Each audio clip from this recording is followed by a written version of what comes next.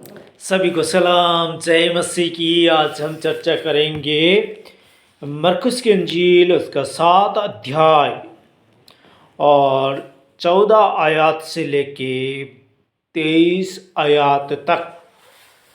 मरकुस की इंजील उसका 7 अध्याय 14 से लेके 23 तक हम मनन करेंगे।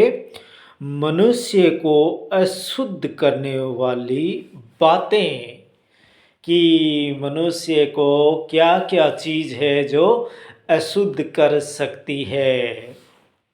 मनुष्य को क्या क्या कौन कौन सी चीज़ है जो अशुद्ध कर सकती है और करती है वो बातें। आज हम खुदा के कलाम में से पढ़ते हैं कि कौन कौन सी ऐसी बातें हैं जो मनुष्य को अशुद्ध करती है। तब उसने लोगों को अपने पास बुलाकर उनसे कहा, किसने? प्रभु यीशु मसीह ने। तब उसने लोगों को अपने पास बुलाकर उनसे कहा, तुम सब मेरी सुनो और समझो। ऐसी कोई वस्तु नहीं जो मनुष्य में बाहर से समाकर उसे अशुद्ध करे, परंतु जो वस्तुएं मनुष्य के भीतर से निकलती है वे ही उसे अशुद्ध करती है। जैसे हमारे अंदर से गाली, शराब, गलत विचार, ये मनुष्य को अशुद्ध करते हैं। तो ये हमारे अंदर से नहीं आना चाहिए, क्योंकि खुदा का कलाम कहता है कि एक ही जल के सोते से दो तरह के पानी नहीं निकल सकते। या तो कड़वा पानी निकलेगा या मीठा पानी निकलेगा, कि लेकिन दो तरह के पानी नहीं निकल सकता एक ही सोते से। तो हमें बातें हम मीठी मीठी करें और मन ही मन में शराब दें, तो ऐसा नहीं होना चाहिए। तो निकलती है वही उसे अशुद्ध करती है। 16 में कहा है खुदा का कलाम, यदि किसी के सुनने के कान हो तो वह सुन ले। किसी के सुनने के कान हो तो वह सुन ले। कि मनुष्य को जो अंदर से उसके विचार निकलते हैं वही उसे अशुद्ध करते हैं। जब वह भीड़ के पास से घर में गया तो उसके चेलों ने इस दृष्टांत के विषय में उससे पूछा। जब वह भीड़ के पास से घर में गया तो उसके चेलों ने इस दृष्टांत के विषय में पूछा। उसने उनसे कहा, क्या तुम भी ऐसे ना समझो? क्या तुम नहीं समझते कि जो वस्तु बाहर से मनुष्य के भीतर जाती है वह उसे अशुद्ध नहीं कर सकती।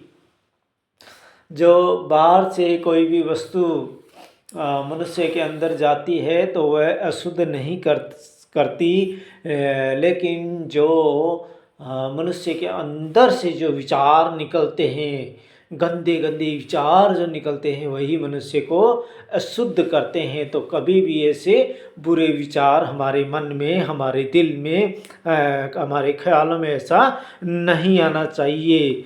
जब वह भीड़ के पास से घर में गया और उसके चेलों ने इस दृष्टांत के विषय में उससे पूछा। उसने उनसे कहा, क्या तुम भी ऐसे ना समझो? क्या तुम नहीं समझते कि जो वस्तु बाहर से मनुष्य के भीतर जाती है उसे शुद्ध नहीं कर सकती, क्योंकि वह उसके मन में नहीं परंतु पेट में जाती है और संडास में निकल जाती है। ये कहकर उसने सब भोजन वस्तुओं को शुद्ध ठहराया। फिर उसने कहा, जो मनुष्य में से निकलता है वही मनुष्य को अशुद्ध करता है, क्योंकि भीतर से अर्थात मनुष्य के मन से बुरे बुरे विचार, व्यभिचार, चोरी, हत्या, प्रस्त्रीगमन, लोभ, धृष्टता, छल, लुच्चपन, कुदृष्टि, निंदा, अभिमान और मूर्खता निकलती है। ये सब बुरी बातें भीतर ही से निकलती है और मनुष्य को पूरी तरह से अशुद्ध करती है। मनुष्य को पूरी तरह से अशुद्ध करती है। तो ये है अशुद्ध करने वाली बातें। मनुष्य को कैसे मनुष्य अशुद्ध होता है, इन चीज़ों से अशुद्ध होता है, क्योंकि भीतर से अर्थात मनुष्य के मन से बुरे बुरे विचार, मैं क्या कहूँ आपको, बुरे बुरे विचार, व्यभिचार, व्यभिचार, चोरी, हत्या, परस्त्रीगमन, लोभ, धृष्टता, छल, छल करना, लुच्चपन, कुदृष्टि, किसी को गलत नज़र से देखना, कुदृष्टि, निंदा, अभिमान, अभिमान यानी मेरे जैसा कोई नहीं, अभिमान और मूर्खता निकलती है। ये सब बुरी बातें भीतर ही से निकलती है और मनुष्य को अशुद्ध करती है। तो हमारे मनों को, जो हमारे अंदर से जो नेगेटिव थॉट, नेगेटिव गलत विचार किसी के प्रति, किसी बहन के प्रति, किसी भाई के प्रति ऐसे अगर विचार आते हैं तो उन्हें, उन विचारों को मारिए, उन विचारों को हमेशा हमेशा के लिए ख़त्म कीजिए। क्योंकि मैं कल के वचन में चर्चा किया था कि विवाह के वस्त्र पहने बिना तो यहाँ क्यों आ गया। जब उस राजा ने पूछा कि हे मित्र, तू विवाह के वस्त्र पहने बिना यहाँ क्यों आ गया, तो मेरे भाइयों और मेरी बहनों, विवाह के वस्त्र पहन लो जो स्वर्ग में काम आते हैं। जो स्वर्ग में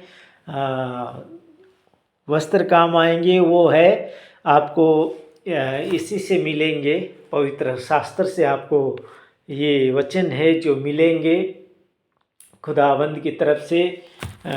तो अगर हमारा ऐसा कोई भी अगर विचार, गलत विचार हमारे अंदर आता है तो उससे फटाफट खुदावंद से दुआ करके उस विचार को मारिए। जब हम उस विचार को मारेंगे तो वह धीरे धीरे नष्ट हो जाएगा और वह विचार दोबारा हमारे अंदर किसी भाई के प्रति और किसी बहन के प्रति नहीं आएगा। तो उस चीज़ से हम बच जाएंगे। और हमें, जब हम खुदा की तरफ चलेंगे ना, खुदा के वचनों की तरफ चलेंगे, खुदा के वचन सुनेंगे, खुदा के वचन मानेंगे, तो हमारे को ऐसे ऐसे वस्त्र मिल जाएंगे। जब वो वस्त्र पहने हुए होंगे तो हमारे अंदर बुरे विचार आएंगे ही नहीं, बुरे विचार आएंगे नहीं, बंद हो जाएंगे। जब हम खुदावंद के कलामों को पढ़ेंगे और जब हमारे जो इस माइंड को अगर हम खुदा के वचनों की तरफ लगाएंगे तो एक तो हमें वस्त्र मिल जाएंगे, जो स्वर्ग के वस्त्र है वह मिल जाएंगे। वो कैसे मिलेंगे, वो वचन ही है। अगर हमारे हृदय के अंदर वचन होएगा तो क्या होगा कि हम वस्त्र पहने हुए दिखाई देंगे। क्योंकि खुदा का कलाम कहता है कि हे सुखी हुई हड्डियों, यहोवा का वचन सुनो। तो मैंने चर्चा की थी कि ये सुखी हुई हड्डियाँ कौन है। ये सुखी हुई हड्डियाँ जो, जिनके अंदर देखो लो, देखो जिन सुखी हुई हड्डियों को देखो, क्योंकि भीतर से अर्थात मनुष्य के मन से बुरे बुरे विचार, व्यभिचार, चोरी, हत्या, परस्त्रीगमन, लोभ, धृष्टता, छल, लुच्चपन, कुदृष्टि, निंदा, अभिमान और मूर्खता निकलती है। अभिमान और मूर्खता निकलती है। तो ये क्या है, ये है वही हिजकिय्याह नबी की पुस्तक, हे सुखी हुई हड्डियों, यहोवा का वचन सुनो। कौन थी ये सुखी हुई हड्डियां? उस तराई में जब खुदावंद की उस धर्मी इंसान के ऊपर पवित्र आत्मा, खुदावंद ने उसके अंदर सामर्थ्य समाई, तो उसे जो भी गलत काम करने वाले मनुष्य, जो गंदे काम करने वाले मनुष्य, सूखी हुई हड्डियां दिखने लगी, सूखी हुई हड्डियां दिखने लगी। तब परमेश्वर ने पूछा, हे मनुष्य तू क्या देख रहा है? तब उस मनुष्य ने कहा कि मैं सूखी हुई हड्डियों से भरी हुई तराई देख रहा हूं, तराई। अगर हमारे अंदर भी ऐसे गंदे विचार है तो हम सूखी हुई हड्डियां है। फिर खुदा का कलाम कहा कि भविष्यवाणी कर उससे पूछा कि क्या मनुष्य ये सूखी हुई हड्डियां जीवित हो सकती है? तब उस मनुष्य ने कहा कि हे पिता, मैं नहीं जानता, लेकिन तू आप ही जानता है।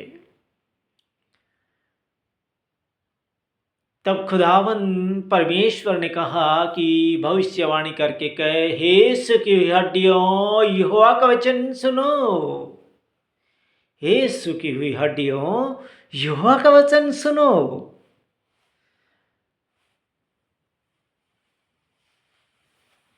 तब क्या हुआ? उस धर्मी इंसान ने कहा कि उन्होंने परमेश्वर ने उससे कहा कि वचन भविष्यवाणी करके कहे कि हे सूखी हुई हड्डियों यहोवा का वचन सुनो। और फिर वो हड्डियां जीवित हुई और उनके अंदर मांस आया, नसें उत्पन्न हो गई और उनके अंदर सांस खुदावन ने समा दिया। जब खुदा का हृदय और खुदा की श्वास हमारे अंदर आ जाएगी तो हमारे अंदर ये नेगेटिव विचार नहीं आएंगे और हम सूखी हुई हड्डियां नहीं रहेंगे। हमारे अंदर मांस आ जाएगा, मांस।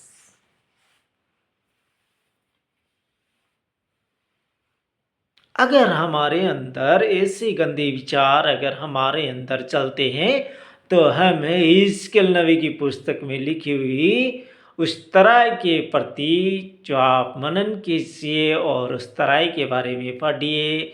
और वहाँ पर एक धर्मी इंसान रहता था और उस धर्मी इंसान के ऊपर पवित्र आत्मा आई, परमेश्वर ने सामर्थ्य उसे दी और अपने सामर्थ्य उसके ऊपर उठेल कर उसे बीच में ले गया और दिखाई दिया कि हे मनुष्य तू क्या देख रहा है? तो उसने कहा कि मैं सूखी हुई हड्डियों से भरी हुई तराई देख रहा हूँ। और उस तराई में से काम जो यहाँ पर पढ़ लीजिए,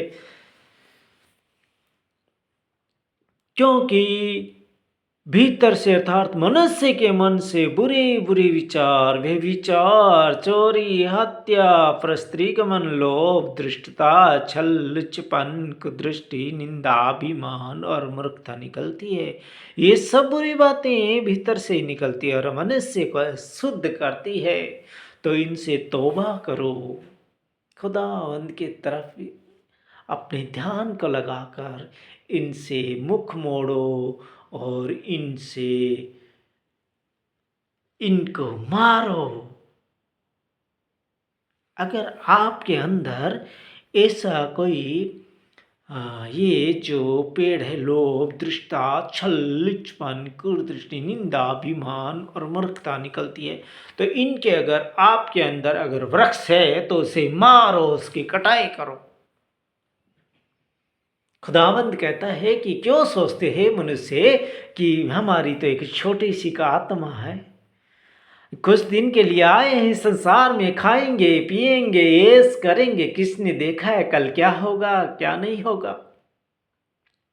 खुदावंद कहता है कि तुम्हारी एक छोटी सी आत्मा जो तुम समझते हो छोटी सी का आत्मा, वो मेरी नज़रों में पंजाब में 1000 किले के बराबर एक आत्मा है। और वो बंजर भूमि पड़ी है और उसमें क्या उगे पड़े हैं? ये कंटीले पेड़। ये कंटीले पेड़ उगे पड़े हैं तो ये हमारे जो पेड़ है ये पुराना वस्त्र है, अगर हम इन्हीं वस्त्रों के साथ फिर खुदावंद के पास चले गए तो वहाँ पर ऐसा कहा जाएगा कि हे मित्र, तू विवाह के वस्त्र क्यों नहीं पहन के आया। और फिर हमें अंधेर घोर में डाल दिया जाए। तो मैं नहीं चाहता मेरे भाइयों और मेरी बहनों, कोई हम अंधेरे में जाए। अगर हमारे अंदर ऐसे विचार है तो आज से ही हम उन विचारों को काटें और उस बंजर पड़ी भूमि को हम उपजाऊ भूमि बना लें। क्योंकि रात को मैंने सपने में क्या देखा कि आधा पंजाब जो हरा भरा है, मतलब इतनी अच्छी कणक लगी हुई है, और आधे में क्या है कि सूखा पड़ा है, सूखा। और मैं ट्रेन से जा रहा हूँ और देख रहा हूँ ऐसा। ये मेरा सपना है 8 जनवरी 2025, 8 जनवरी 2025 की रात को मैंने ये सपन देखा कि वो कह रहे हैं कि बारिश नहीं हो रही है, पानी नहीं है, आधा पंजाब जो है पूरा हरा भरा है, कणक इतनी अच्छी खड़ी है, हरी भरी।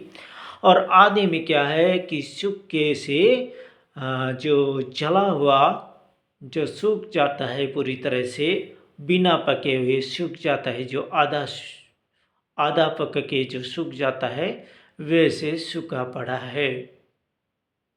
ऐसा मैंने सपने में देखा। तो खुदावंद कहता है कि तुम्हारी, अगर तुम सोचते हो कि हमारी तो एक छोटी सी आत्मा है, किसने देखा कल क्या होगा, खाओ पियो ऐश करो, तो ऐसा नहीं करना है और ऐसी सोच हमारे अंदर नहीं लेके आनी है।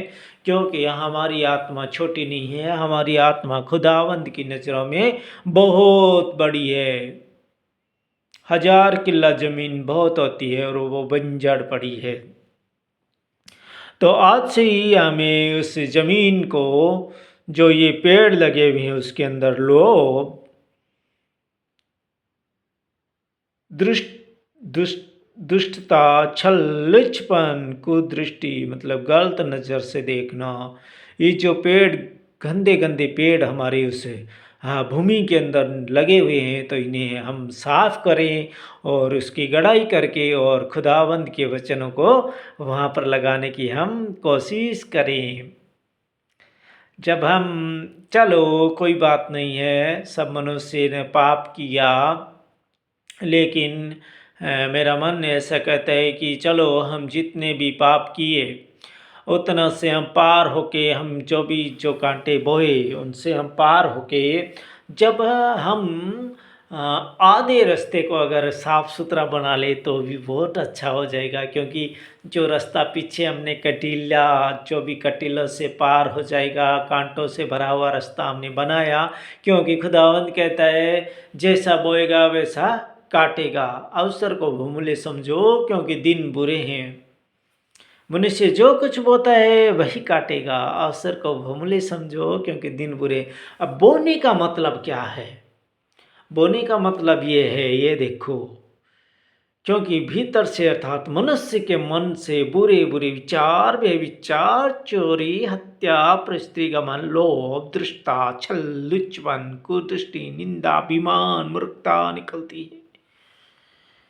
अभिमान यानी घमंड, मैं, मेरे जैसा कोई नहीं, मैं। तो मनुष्य जैसा बोता है वैसा काटेगा। चलो हमने पीछे हमारे जो भी बोया अब काट लिया, लेकिन हम आगे को वचनों को बोएंगे और फिर हम वचनों को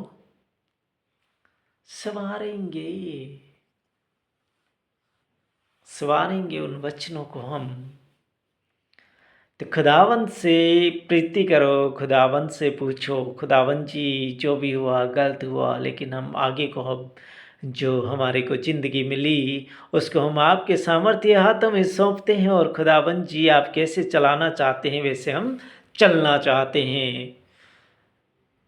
तो मैं आशा करता हूँ आज से आप सभी वचनों को लगाएंगे, इस खुदावंद की पवित्र बाइबल को आप पढ़ेंगे, इस पे अध्ययन करेंगे और इसमें से मीठे मीठे वचन जो याद करेंगे, भजन संहिता, नीति वचन, अयूब की पुस्तक, उसमें बहुत सारे यूहन्ना की इंजील, मरकुस की इंजील, मत्ती की इंजील, सभी में से आप एक एक वचन को आप अपने हृदय के अंदर लगाइए, उसको रोज़ आप पढ़िए। अगर रोज़ पढ़ने का मतलब उसमें पानी देने के बराबर, जैसे आप संसार में किसी छोटे वृक्ष को पानी देते हैं उसके बराबर होगा।